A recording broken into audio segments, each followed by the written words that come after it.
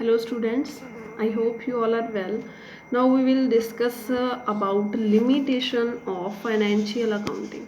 ਹੁਣ ਤੱਕ previous videos ਦੇ ਵਿੱਚ ਅਸੀਂ accounting ਦਾ meaning, process, difference, users, objective ਸਭ ਕਰ ਲਿਆ। ਹੁਣ ਆਪਾਂ ਨੂੰ ਪਤਾ ਕੋਈ ਵੀ ਚੀਜ਼ ਹੈ ਜੇ ਇਹਦੇ ਕੋਈ ਫਾਇਦੇ ਆ ਤਾਂ ਉਹਦਾ ਕੋਈ ਨਾ ਕੋਈ ਸਾਨੂੰ ਨੁਕਸਾਨ ਵੀ ਹੁੰਦਾ, ਉਹਦੀ ਕੋਈ ਨਾ ਕੋਈ ਕਮੀ ਵੀ ਹੁੰਦੀ ਆ। ਤਾਂ ਸਿਮਿਲਰਲੀ ਅਸੀਂ ਜਿੰਨੇ ਮਰਜ਼ੀ ਪ੍ਰੋਪਰ ਫਾਈਨੈਂਸ਼ੀਅਲ ਅਕਾਊਂਟ ਬਣਾ ਲਈਏ ਬਟ ਇਹਦੇ 'ਚ ਵੀ ਕੁਝ ਕਮੀਆਂ ਹੁੰਦੀਆਂ।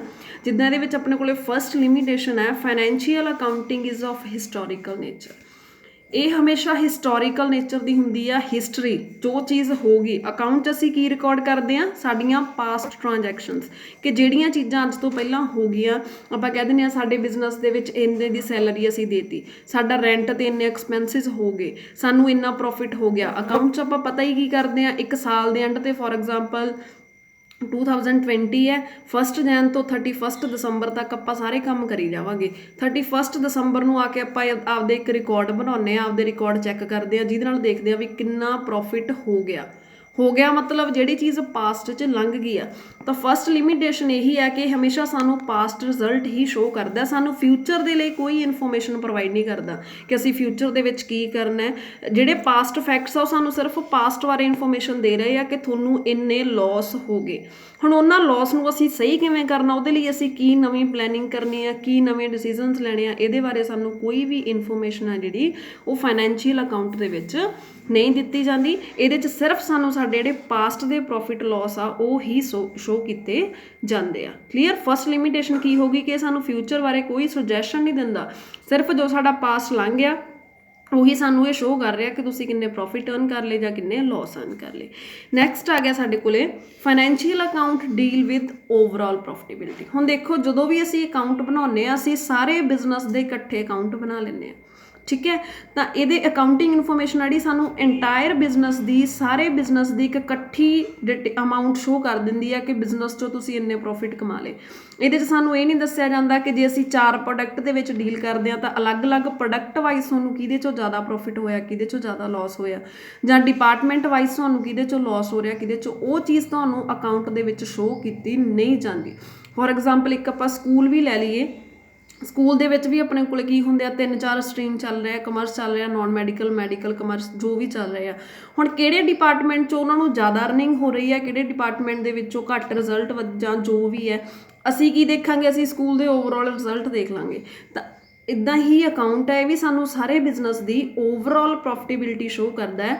ਸਾਨੂੰ ਹਰ ਡਿਪਾਰਟਮੈਂਟ ਦੀ ਅਲੱਗ-ਅਲੱਗ ਜਿਹੜੀ ਪੋਜੀਸ਼ਨ ਆ ਉਹ ਸ਼ੋਅ ਨਹੀਂ ਕਰਦਾ, ਜਿਹਦੇ ਨਾਲ ਫਿਰ ਮੈਨੇਜਮੈਂਟ ਨੂੰ ਬਹੁਤ ਸਾਰੇ ਡਿਸੀਜ਼ਨ ਲੈਣ 'ਚ ਪ੍ਰੋਬਲਮ ਆਉਂਦੀ ਆ। ਸਿਮਿਲਰ ਕਿ ਅਸੀਂ ਕਿਹੜੇ ਪ੍ਰੋਡਕਟ ਨੂੰ ਐਡ ਕਰੀਏ, ਕਿਹੜੇ ਨੂੰ ਨਹੀਂ ਅਸੀਂ ਐਡ ਕਰਨਾ। ਫੋਰ ਐਗਜ਼ਾਮਪਲ ਤੁਹਾਡਾ ਗਾਰਮੈਂਟਸ ਦਾ ਬਿਜ਼ਨਸ ਆ, ਅਸੀਂ ਲੇਡੀਜ਼ ਗਾਰਮੈਂਟ ਵੀ ਸੇਲ ਕਰਦੇ ਹਾਂ, ਜੈਂਟਸ ਵੀ ਸੇਲ ਕਰਦੇ ਹਾਂ, ਬੱਚਿਆਂ ਦੀ ਵੀ ਸੇਲ ਕਰਦੇ ਹਾਂ। ਤਾਂ ਹੁਣ ਕਿਹੜੇ ਦੇ ਵਿੱਚੋਂ ਤੁਹਾਨੂੰ ਜ਼ਿਆਦਾ ਅਰਨਿੰਗ ਹੋ ਰਹੀ ਹੈ ਅਤੇ ਕਿਹੜੇ 'ਚੋਂ ਬਿਲਕੁਲ ਨਹੀਂ ਅਰਨ ਹੋ ਰਿਹਾ, ਇਹਦੇ ਬਾਰੇ ਤੁਹਾਨੂੰ ਅਗਰ ਸੈਪਰੇਟ ਇਨਫੋਰਮੇਸ਼ਨ ਨਾ ਮਿਲੇ ਤਾਂ ਤੁਸੀਂ ਇਹ ਡਿਸੀਜ਼ਨ ਨਹੀਂ ਲੈ ਪਾਓਗੇ ਕਿ ਆਪਾਂ ਕਿਹੜੇ ਵੇਚੀਏ ਅਤੇ ਕਿਹੜੇ ਨੂੰ ਡਰੋਪ ਕਰ ਦਈਏ। ਤਾਂ ਅਕਾਊਂਟਿੰਗ ਸਾਨੂੰ ਹਮੇਸ਼ਾ ਓਵਰਆਲ ਬਿਜ਼ਨਸ ਸ਼ੋਅ ਕਰ ਦਿੰਦਾ ਹੈ, ਕਦੇ ਵੀ ਸਾਨੂੰ ਡਿਫਰੈਂਟ ਡਿਪਾਰਟਮੈਂਟ ਵਾਈਜ਼ ਆ ਜਿਹੜਾ ਇਹ ਸ਼ੋਅ ਨਹੀਂ ਕਰਦਾ।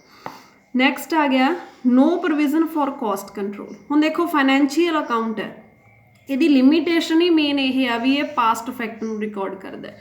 ਸਾਰੀਆਂ ਲਿਮੀਟੇਸ਼ਨ ਇਹਦੀਆਂ ਜਸਟ ਪਹਿਲੀ ਲਿਮੀਟੇਸ਼ਨ ਕਰਕੇ ਬਣੀਆਂ ਕਿ ਇਹਦੇ 'ਚ ਪਾਸਟ ਰਿਕਾਰਡ ਫੈਕਟ ਆ ਜਿਹੜੇ ਉਹ ਰਿਕਾਰਡ ਕੀਤੇ ਜਾਂਦੇ ਆ।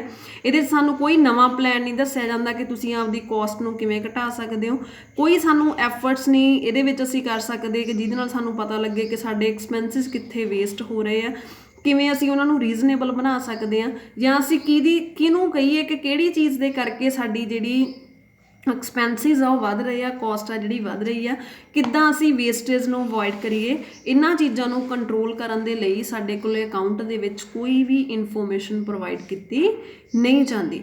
ਇਹਦੇ ਵਿੱਚ ਸਿਰਫ ਸਾਨੂੰ ਇਹ ਦੱਸ ਦਿੰਦੇ ਆ ਕਿ ਤੁਹਾਡੇ ਇੰਨੇ ਖਰਚੇ ਹੋ ਗਏ, ਪਰ ਜੇ ਉਹ ਖਰਚੇ ਜ਼ਿਆਦਾ ਹੋਏ ਆ ਤਾਂ ਅਸੀਂ ਉਹਨਾਂ ਨੂੰ ਕੰਟਰੋਲ ਕਿਵੇਂ ਕਰਨਾ, ਇਹਦੇ ਲਈ ਸਾਨੂੰ ਕੋਈ ਜਿਹੜਾ ਮੈਥਡ ਆ ਉਹ ਫਾਈਨੈਂਸ਼ੀਅਲ ਅਕਾਊਂਟ ਦੇ ਵਿੱਚ ਦਿੱਤਾ ਨਹੀਂ ਜਾਂਦਾ। ਨੈਕਸਟ ਹੈ ਇਨਕੰਪਲੀਟ ਨੌਲੇਜ ਆਫ ਕੋਸਟ। ਤਾਂ ਹੁਣ ਦੇਖੋ ਜੋ ਸਾਡਾ ਫਾਈਨੈਂਸ਼ੀਅਲ ਅਕਾਊਂਟ ਹੈ ਇਹ ਸਾਨੂੰ ਡਿਟੇਲ ਦੇ ਵਿੱਚ ਇਨਫੋਰਮੇਸ਼ਨ ਨਹੀਂ ਪ੍ਰੋਵਾਈਡ ਕਰਦਾ। ਅਸੀਂ ਇਹਦੇ ਵਿੱਚ ਕੀ ਬਣਾਉਂਦੇ ਹਾਂ, ਅਸੀਂ ਇਹਦੇ 'ਚ ਪ੍ਰੋਫਿਟ ਐਂਡ ਲੋਸ ਅਕਾਊਂਟ ਬਣਾਉਂਦੇ ਹਾਂ, ਜਿਹਦੇ ਅਸੀਂ ਟੋਟਲ ਐਕਸਪੈਂਸਿਸ ਜਿੰਨੇ ਵੀ ਸਾਡੇ ਕੋਲੇ ਹੁੰਦੇ ਆ ਅਸੀਂ ਸਾਰੇ ਡੈਬਿਟ ਸਾਈਡ ਲਿਖ ਦਿੰਦੇ ਹਾਂ। ਹੁਣ ਉਹ ਐਕਸਪੈਂਸਿਸ ਕਦੋਂ ਜ਼ਿਆਦਾ ਹੋਏ ਕਦੋਂ ਘੱਟ ਹੋਏ, ਕੀ ਰੀਜ਼ਨ ਆ ਐਕਸਪੈਂਸਿਸ ਜ਼ਿਆਦਾ ਘੱਟ ਹੋਣ ਦਾ, ਕਿਹੜੇ ਪ੍ਰੋਡਕਟ 'ਤੇ ਕਿੰਨਾ ਖਰਚਾ ਹੋਇਆ, ਇਹ ਚੀਜ਼ਾਂ ਸਾਨੂੰ ਅਕਾਊਂਟ ਦੇ ਵਿੱਚ ਦੱਸੀਆਂ ਨਹੀਂ ਜਾਂਦੀਆਂ। ਮੀਨਸ ਇਹਦੇ 'ਚ ਸਾਨੂੰ ਇੱਕ ਇਨਕੰਪਲੀਟ ਨੌਲੇਜ ਮਿਲਦੀ ਆ, ਪੂਰੀ ਨੌਲੇਜ ਨਹੀਂ ਮਿਲਦੀ, ਕਿਉਂਕਿ ਇਹਦੇ 'ਚ ਸਾਨੂੰ ਸਿਰਫ ਟੋਟਲ ਐਕਸਪੈਂਸਿਸ ਸ਼ੋਅ ਕਰ ਦਿੱਤੇ ਜਾਂਦੇ ਆ, ਕਿੱਥੇ ਵੇਸਟੇਜ ਜ਼ਿਆਦਾ ਹੋ ਰਹੀ ਆ, ਕਿੱਥੇ ਸਾਡੇ ਬਿਜ਼ਨਸ 'ਚ ਲੋਸ ਹੋ ਰਹੇ ਆ, ਕਿਵੇਂ ਅਸੀਂ ਉਹਨਾਂ ਨੂੰ ਘਟਾ ਸਕਦੇ ਹਾਂ। ਇਹ ਚੀਜ਼ ਬਾਰੇ ਕੋਈ ਵੀ ਜਿਹੜਾ ਮੈਥਡ ਹੈ ਉਹ ਸਾਨੂੰ ਫਾਈਨੈਂਸ਼ੀਅਲ ਅਕਾਊਂਟ 'ਚ ਦੱਸਿਆ ਨਹੀਂ ਜਾਂਦਾ।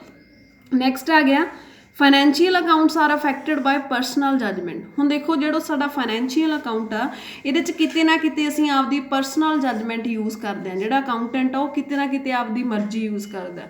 ਹੁਣ ਕੋਈ ਤਾਂ ਐਕਸਪਰਟ ਹੁੰਦਾ ਉਹ ਤਾਂ ਸਹੀ ਡਿਸੀਜ਼ਨ ਲੈ ਲਏਗਾ, ਬਟ ਸਾਰੇ ਜਿਹੜੇ ਅਕਾਊਂਟੈਂਟ ਆ ਉਹ ਐਕਸਪਰਟ ਨਹੀਂ ਹੁੰਦੇ, ਜਿਹਦੇ ਕਰਕੇ ਸਾਰਿਆਂ ਦੁਆਰਾ ਲਏ ਗਏ ਡਿਸੀਜ਼ਨ ਸਹੀ ਨਹੀਂ ਹੁੰਦੇ। For example stock the valuation ਕਰਨੀ ਆ, ਸਟਾਕ ਅਸੀਂ ਦੇਖੋ ਤੁਸੀਂ ਸਟਾਕ ਖਰੀਦਿਆ ਅੱਜ ਤੋਂ 6 ਮਹੀਨੇ ਪਹਿਲਾਂ, ਉਦੋਂ ਉਹਦਾ ਕੁਛ ਰੇਟ ਹੋਰ ਸੀ, ਹੁਣ ਉਹਦਾ ਰੇਟ ਕੁਛ ਹੋਰ ਹੈ, ਤਾਂ ਤੁਸੀਂ ਸਟਾਕ ਨੂੰ ਹੁਣ ਕਿਹੜੇ ਮੈਥਡ 'ਤੇ ਵੈਲਿਊ ਕਰੋਗੇ, ਉਸ ਟਾਈਮ ਵਾਲੇ ਰੇਟ 'ਤੇ ਲਿਖੋਗੇ ਕਿ ਅੱਜ ਵਾਲੇ ਪ੍ਰੈਜ਼ੈਂਟ ਰੇਟ 'ਤੇ ਲਿਖੋਗੇ, ਇਹ ਡਿਪੈਂਡ ਕਰਦਾ ਅਕਾਊਂਟੈਂਟ ਦੀ ਪਰਸਨਲ ਜੱਜਮੈਂਟ 'ਤੇ। ਤਾਂ ਹੁਣ ਉੱਥੇ ਜਾਂ ਅਸੀਂ ਜਿਹੜੀ ਡੈਪਰੀਸ਼ੀਏਸ਼ਨ ਅੱਗੇ ਤੁਹਾਨੂੰ ਪ੍ਰੋਪਰ ਚੈਪਟਰ ਆਉਣਾ, ਡੈਪਰੀਸ਼ੀਏਸ਼ਨ ਦੇ ਆਪਣੇ ਕੋਲ ਮੈਥਡਸ ਹੁੰਦੇ ਆ, ਸਟ੍ਰੇਟ ਲਾਈਨ ਮੈਥਡ ਆ, ਰਿਟਨ ਡਾਊਨ ਵੈਲਿਊ ਮੈਥਡ ਆ, ਉਹਨਾਂ 'ਚੋਂ ਤੁਸੀਂ ਕਿਹੜਾ ਮੈਥਡ ਫੋਲੋ ਕਰਨਾ ਉਹ ਵੀ ਤੁਹਾਡੀ ਮਰਜ਼ੀ ਆ। ਤਾਂ ਇੱਦਾਂ ਬਹੁਤ ਸਾਰੇ ਡਿਸੀਜ਼ਨ ਆ ਜਿਹੜੇ ਅਕਾਊਂਟੈਂਟ ਦੀ ਪਰਸਨਲ ਜੱਜਮੈਂਟ 'ਤੇ ਡਿਪੈਂਡ ਹੁੰਦੇ ਆ, ਅਤੇ ਕੋਈ ਐਕਸਪਰਟ ਅਕਾਊਂਟੈਂਟ ਹੀ ਇਹ ਜੱਜਮੈਂਟ ਸਹੀ ਕਰ ਪਾਉਂਦਾ, ਅਦਰਵਾਈਜ਼ ਇਹਨਾਂ ਜੱਜਮੈਂਟ ਦੇ ਕਰਕੇ ਵੀ ਸਾਡੀ ਜਿਹੜੀ ਅਕਾਊਂਟਿੰਗ ਇਨਫੋਰਮੇਸ਼ਨ ਆ ਉਹ ਰੋਂਗ ਹੋ ਜਾਂਦੀ ਆ। ਦੈਨ ਹੈ financial accounting does not provide present value of business. ਤਾਂ ਹੁਣ ਇਹਦੇ ਵਿੱਚ ਸਾਨੂੰ ਪ੍ਰੈਜ਼ੈਂਟ ਵੈਲਿਊ ਪ੍ਰੋਵਾਈਡ ਨਹੀਂ ਕੀਤੀ ਜਾਂਦੀ। ਕਿਉਂ? ਕਿਉਂਕਿ ਇਹਦੇ 'ਚ ਹਮੇਸ਼ਾ ਸਾਨੂੰ ਜਿਹੜੇ ਐਸਿਟਸ ਆ, ਜਿਹੜੀ ਸਾਡੀ ਪ੍ਰੋਪਰਟੀ ਆ, ਉਹ ਕੋਸਟ ਆਫ ਐਕੁਜੀਸ਼ਨ 'ਤੇ ਸ਼ੋਅ ਕੀਤੀ ਜਾਂਦੀ ਹੈ। ਐਕੁਜੀਸ਼ਨ ਮਤਲਬ ਜਿੰਨੇ ਦੀ ਉਹ ਚੀਜ਼ ਖਰੀਦੀ ਆ। ਫੋਰ ਐਗਜ਼ਾਮਪਲ ਤੁਸੀਂ ਮਸ਼ੀਨ ਅੱਜ ਤੋਂ ਪਹਿਲਾਂ 5 ਲੱਖ ਦੀ ਖਰੀਦ ਲਈ, ਅੱਜ ਤਾਂ ਉਹਦਾ ਰੇਟ ਘੱਟ ਗਿਆ ਹੋਣਾ, ਉਹਦੇ ਨਾਲ ਦੀਆਂ ਸੇਮ ਨਵੀਆਂ ਮਸ਼ੀਨਾਂ ਦਾ ਵੀ ਰੇਟ ਘੱਟ ਗਿਆ ਹੋਣਾ, ਕਿਉਂਕਿ ਜਦੋਂ ਨਵੀਂ ਟੈਕਨੋਲੋਜੀ ਆ ਜਾਂਦੀ ਹੈ ਤਾਂ ਓਲਡ ਦੀ ਜਿਹੜੀ ਵੈਲਿਊ ਉਹ ਘੱਟ ਜਾਂਦੀ ਆ। ਬਟ ਅਕਾਊਂਟ ਦੇ ਵਿੱਚ ਕੋਈ ਚੇਂਜ ਨਹੀਂ ਸ਼ੋਅ ਕੀਤਾ ਜਾਂਦਾ ਵੈਲਿਊ ਦੇ ਵਿੱਚ, ਇਹਦੇ ਵਿੱਚ ਸਾਨੂੰ ਹਮੇਸ਼ਾ ਉਹੀ ਵੈਲਿਊ ਸ਼ੋਅ ਕੀਤੀ ਜਾਂਦੀ ਆ ਜਿੰਨੇ ਦੀ ਅਸੀਂ ਉਹ ਚੀਜ਼ ਖਰੀਦੀ ਹੁੰਦੀ ਆ, ਜਿਹਦੇ ਕਰਕੇ ਸਾਨੂੰ ਬਿਜ਼ਨਸ ਦੀ ਟਰੂ ਪੋਜੀਸ਼ਨ ਪਤਾ ਨਹੀਂ ਲੱਗਦੀ। ਕਿਉਂਕਿ ਜਿਹੜੀ ਮਸ਼ੀਨ ਉਹ 5 ਲੱਖ ਦੀ ਦਿਖਾਈ ਜਾਂਦੇ ਆ, ਹੋ ਸਕਦਾ ਅੱਜ ਉਹਦੀ ਵੈਲਿਊ 2 ਲੱਖ ਹੀ ਹੋਵੇ, ਤਾਂ ਸਾਨੂੰ ਕਿੰਨੀ ਰੋਂਗ ਵੈਲਿਊ ਸ਼ੋਅ ਹੋ ਗਈ, ਜਿਹਦੇ ਕਰਕੇ ਅਸੀਂ ਬਿਜ਼ਨਸ ਦੇ ਬਾਰੇ ਕੋਈ ਜਿਹੜਾ ਹੈਗਾ ਇਹ ਸਹੀ ਡਿਸੀਜ਼ਨ ਨਹੀਂ ਲੈ ਸਕਦੇ। ਕਲੀਅਰ? ਦੈਨ ਆ ਗਿਆ absence of valuation of business policies. ਹੁਣ ਦੇਖੋ ਆਪਣੇ ਬਿਜ਼ਨਸ ਦੇ ਵਿੱਚ ਪ੍ਰੋਬਲਮਸ ਆਉਂਦੀਆਂ ਰਹਿੰਦੀਆਂ, ਜਿਨ੍ਹਾਂ ਨੂੰ ਸਹੀ ਕਰਨ ਲਈ ਅਸੀਂ ਨਵੇਂ ਰੂਲਸ ਬਣਾਉਂਦੇ ਹਾਂ, ਨਵੀਆਂ ਪੋਲਿਸੀਜ਼ ਬਣਾਉਂਦੇ ਹਾਂ। ਉਹਨਾਂ ਪੋਲਿਸੀਜ਼ ਨੂੰ ਵੀ ਇਵੈਲੂਏਟ ਕਰਨ ਦੇ ਵਿੱਚ ਅਕਾਊਂਟ ਸਾਡੀ ਹੈਲਪ ਨਹੀਂ ਕਰਦਾ। ਕਿਉਂ? ਕਿਉਂਕਿ ਜੋ ਸਾਡੀਆਂ ਪੋਲਿਸੀਜ਼ ਪਲਾਨ ਆ ਉਹ ਹਮੇਸ਼ਾ ਕਾਹਦੇ ਲਈ ਹੁੰਦੀਆਂ? ਫਿਊਚਰ ਲਈ। ਬਟ ਅਕਾਊਂਟ ਸਾਨੂੰ ਕੀ ਇਨਫੋਰਮੇਸ਼ਨ ਪ੍ਰੋਵਾਈਡ ਕਰਦਾ ਹੈ? ਪਾਸਟ ਦੀ। ਤਾਂ ਇੱਥੇ ਸਾਨੂੰ ਪ੍ਰੋਬਲਮ ਆ ਜਾਂਦੀ ਹੈ ਕਿ ਸਾਡੀਆਂ ਪੋਲਿਸੀਜ਼ ਦੇ ਲਈ ਕੋਈ ਵੀ ਜਿਹੜੀ ਇਨਫੋਰਮੇਸ਼ਨ ਆ ਉਹ ਪ੍ਰੋਵਾਈਡ ਕੀਤੀ ਨਹੀਂ ਜਾਂਦੀ ਅਕਾਊਂਟ ਵੱਲੋਂ, ਕਿਉਂਕਿ ਅਕਾਊਂਟ ਹਮੇਸ਼ਾ ਹਿਸਟੋਰੀਕਲ ਨੇਚਰ ਦਾ ਹੁੰਦਾ ਹੈ, ਪੋਲਿਸੀਜ਼ ਸਾਡੀਆਂ ਫਿਊਚਰ ਦੇ ਲਈ ਹੁੰਦੀਆਂ, ਜਿਹਦੇ ਕਰਕੇ ਸਾਨੂੰ ਪੋਲਿਸੀਜ਼ ਬਣਾਉਣ ਦੇ ਵਿੱਚ ਜਾਂ ਉਹਨਾਂ ਦੀ ਇਵੈਲੂਏਸ਼ਨ ਦੇ ਵਿੱਚ ਪ੍ਰੋਬਲਮ ਆ ਜਿਹੜੀ ਆਉਂਦੀ ਆ। ਤਾਂ ਇਹ ਕੁਝ ਲਿਮੀਟੇਸ਼ਨ ਸੀ ਜਿਹੜੀਆਂ ਅੱਜ ਵੀ ਅਕਾਊਂਟ ਦੇ ਵਿੱਚ ਚੱਲ ਰਹੀਆਂ ਹੈ।